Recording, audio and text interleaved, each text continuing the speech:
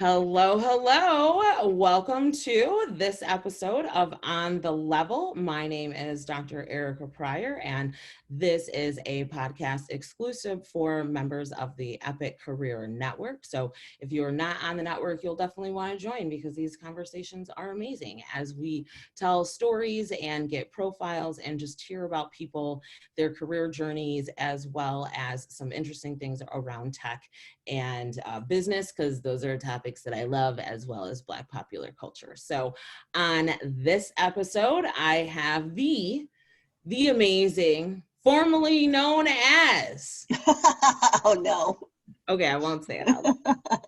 So just the amazing Sarah Storr. So hello, Sarah Storr. How are you today? Hello. I am quite well. It's a beautiful summer day. I got to take a walk this morning and get coffee.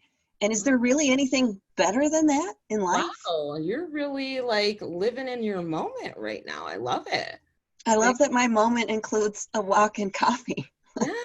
And I love your Oprah glasses. Like, I feel like thank you. We didn't confer, but large chunky frames are in right now. So it's looking good. So, well, thank you for being with us today.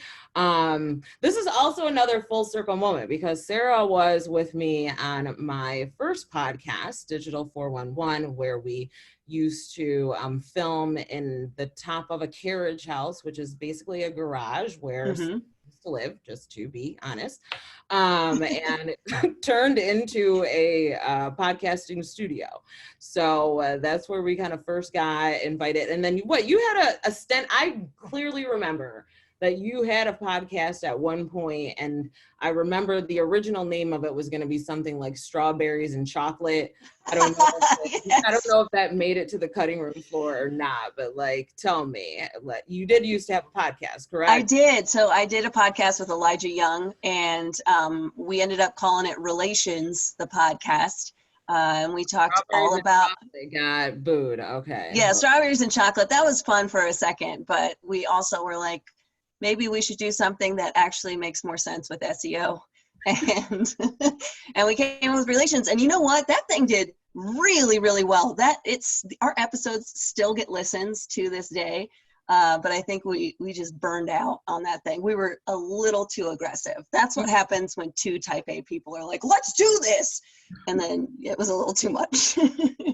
No, I remember when I worked at McGraw-Hill, and there was a chick who was leaving like kind of a couple weeks after I got in, maybe, but I was telling her how I had a podcast, and I said something about, people like Sarah Storr have been on. She was like, Sarah Storr?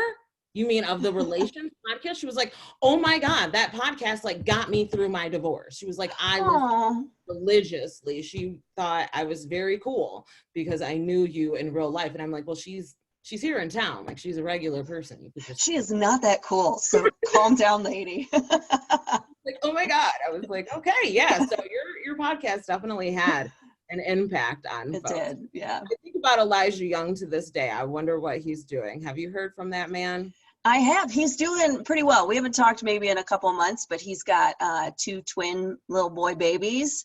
And he has been very busy with that and with work. I haven't checked on him since COVID, so I need to check in with him. But last night I heard he was doing real well. Well, good. We'll pass him along my hellos and congratulations. I shall. So let's jump into the podcast.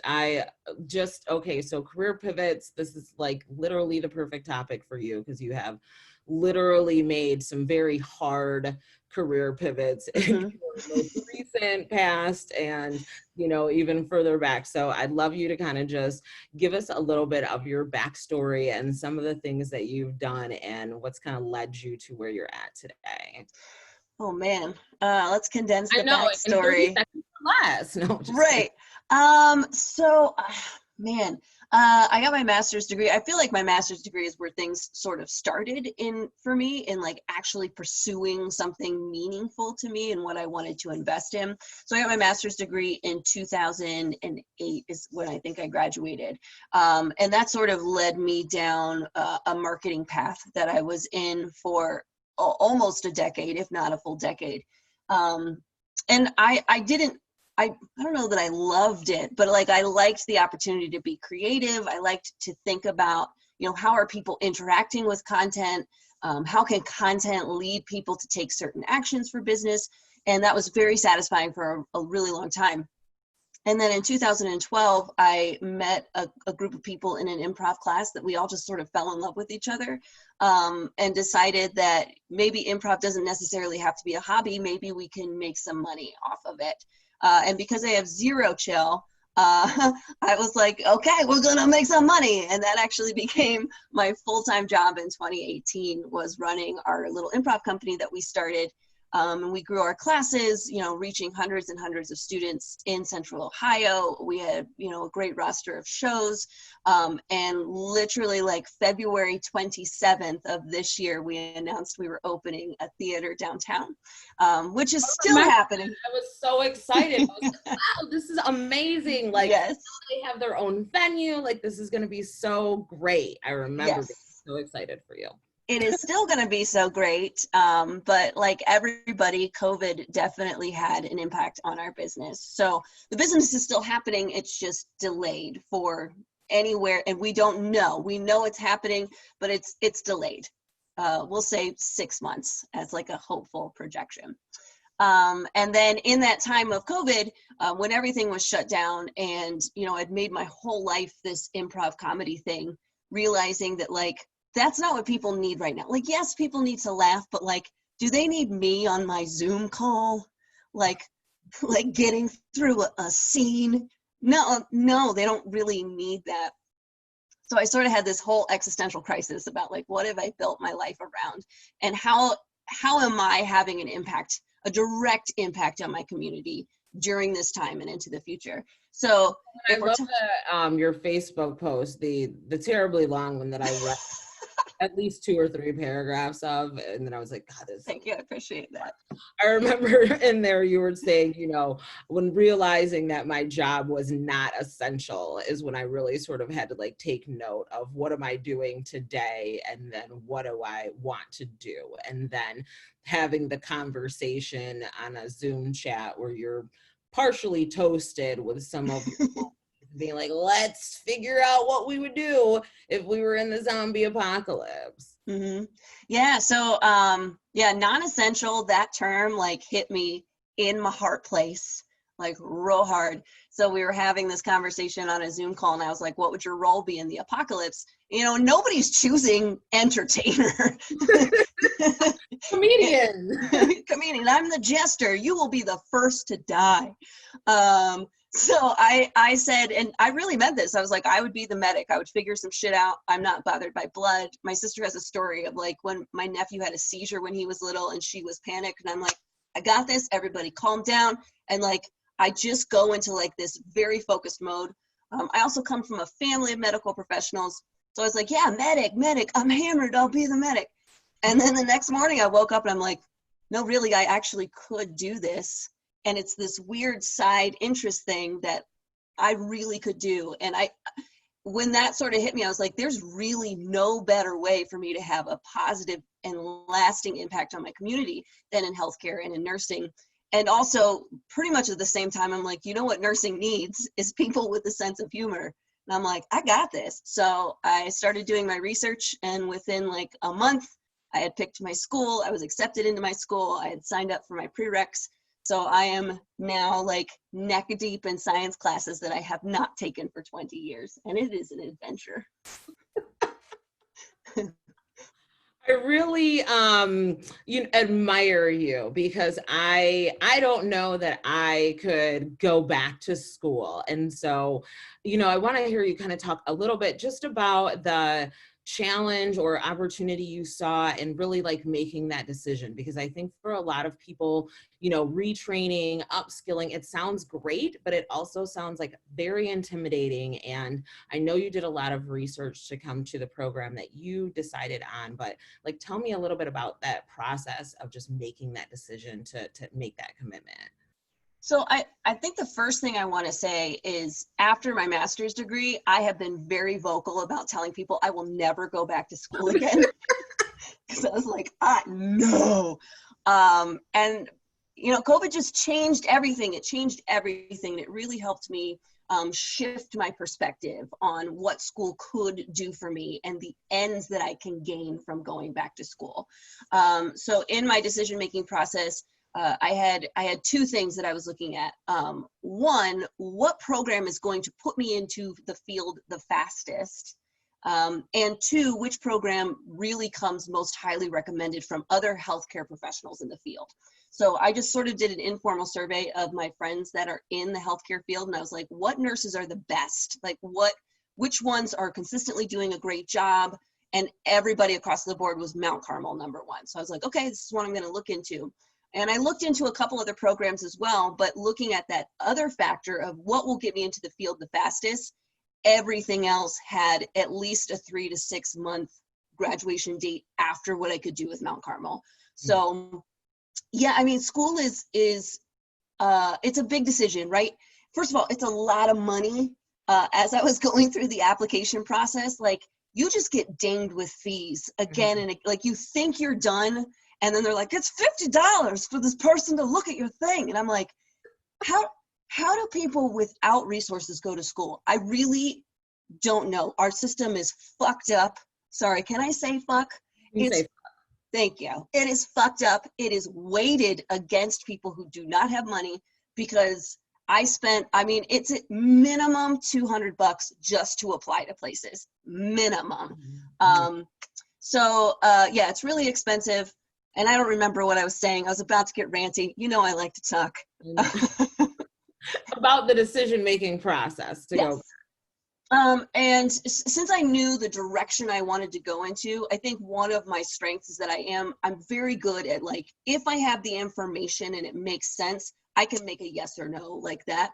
The downside of that is that I often do that with people as well. So sorry, folks. But I think my brain works really well when I have the evidence in front of me, and I literally made out a spreadsheet of here are the classes, here are the schools, this is the start date, this is the grad date, this is the NCLEX graduation rate.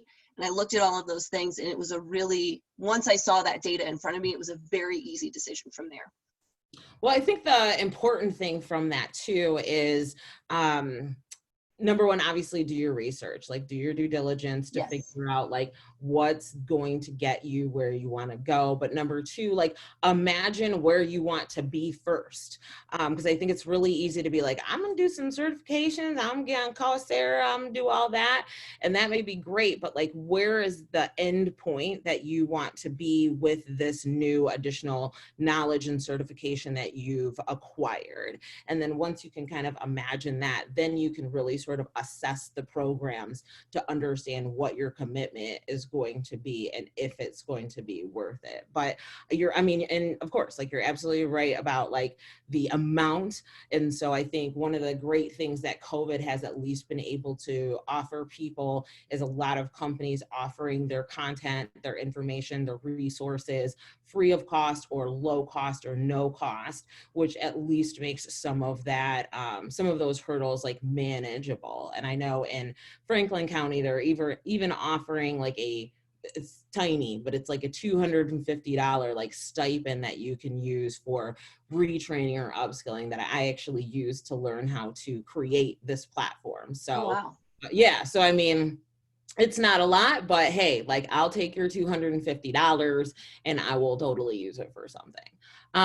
So, okay, speaking of this new whole nursing life, I'm wondering, have you looked into the technology that's going to help you learn about the body? How dope is that? Are we talking AI, or give it to me? Because I feel right now, the medical field is really getting advanced even more quickly than it had been.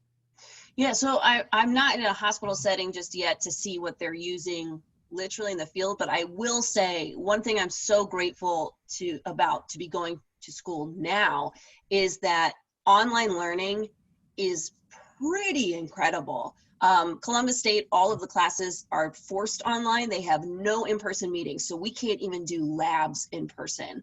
But everything else has some sort of workaround, some tech workaround where we're still getting as hands-on as we possibly can be without being hands-on.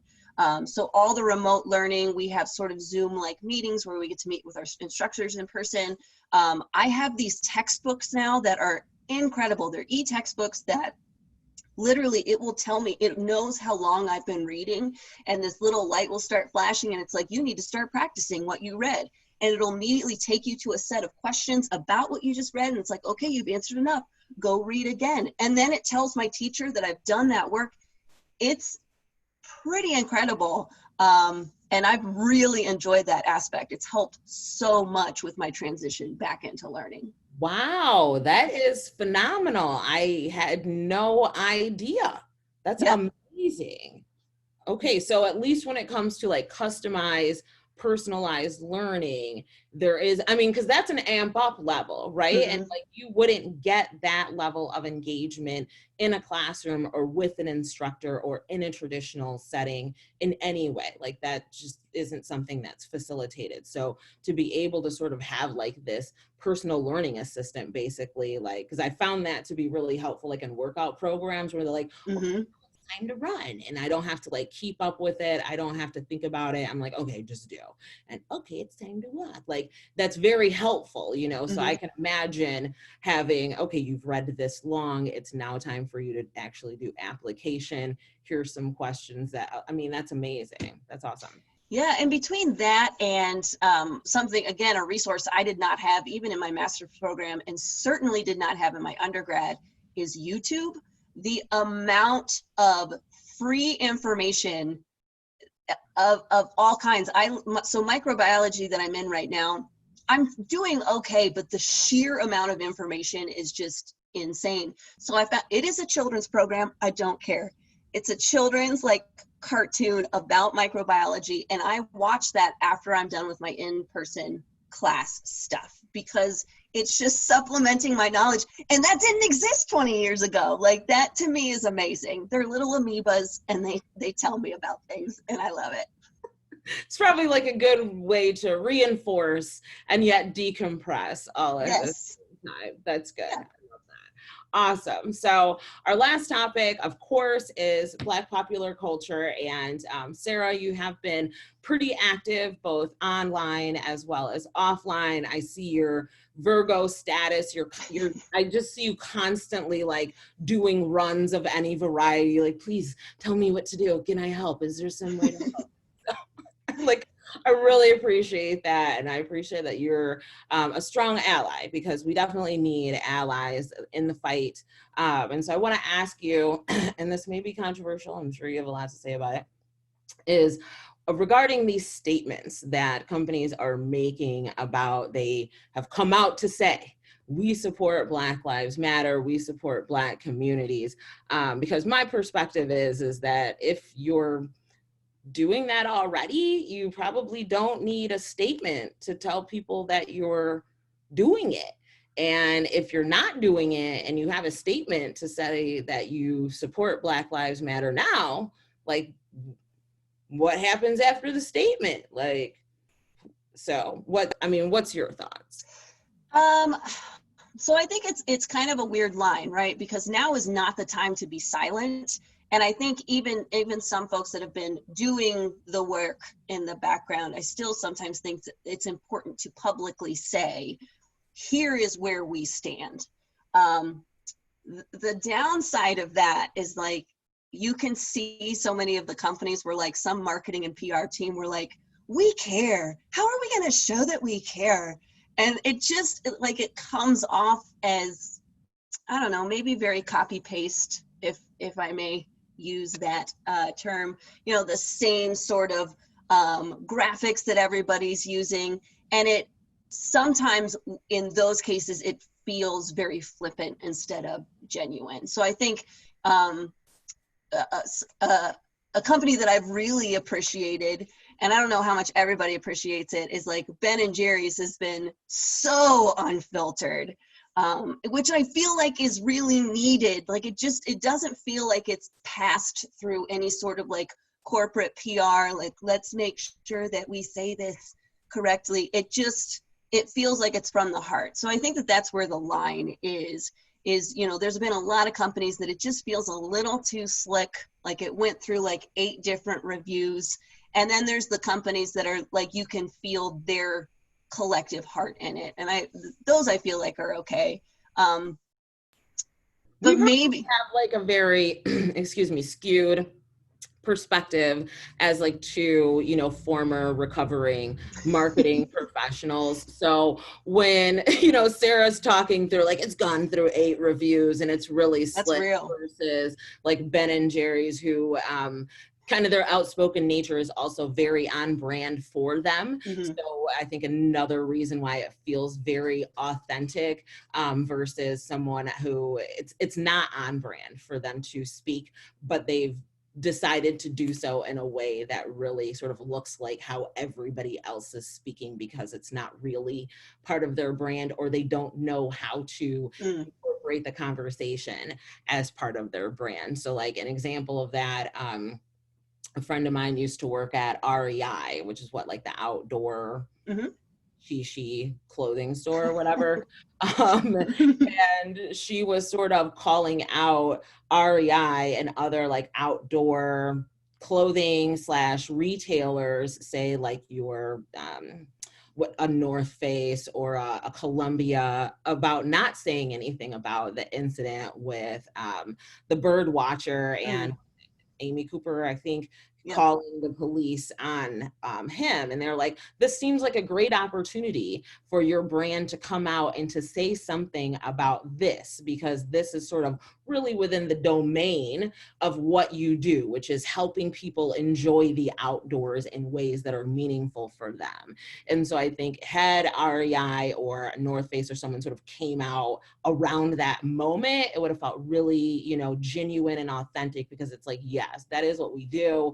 And we support the opportunity to do that in whatever space that looks like, versus some of the other ways in which people are doing it. So yeah, which is something that the Audubon Society did in that moment. Like right after that happened, the Audubon Society is like, people should be able to watch fucking birds. Right, like, exactly. How, like, and they were outraged in like the most like quietest, sweetest bird watching way, but like that was, I felt, an appropriate response, and still within the brand. You didn't feel like they were Ben and Jerry's like, fuck white supremacy, but like you felt, if you want to watch fucking birds, like you should be able to watch birds. Yeah. And it doesn't matter if you are Black in the woods watching birds. Yeah. Exactly. Yeah. It was really beautiful. Yeah.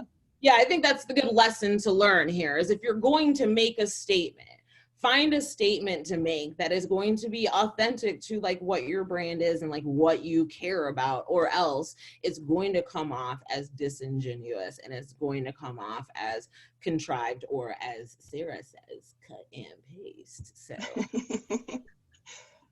all right, well, that is this episode of On the Level. Sarah, it has been great catching up with you as always.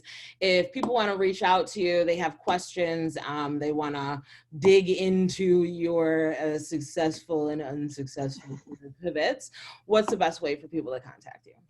You can hit me up at Sarah, that's SARAH, at #comedy.com. That is the word hashtag, all spelled out, #comedy.com. And you can hit me up there, find me on Facebook. As Erika says, I'm busy writing very long posts. Very long posts. So you can find those just by the sheer volume of words. That one's mine. But yeah, either of those places are great. Hit me up, Instagram, all that good stuff, Sarah J. Store. Now, is there going to be a blog that comes out about your adventures in nursing school? I don't know. I don't know if I'll have bandwidth for that. We'll see. All right. Well, I'm going to keep my fingers crossed. But okay. In the meantime, I will just keep following you on Facebook. So thanks so much, everyone, for joining us. Thank you, Sarah, and we'll see you next time. Bye.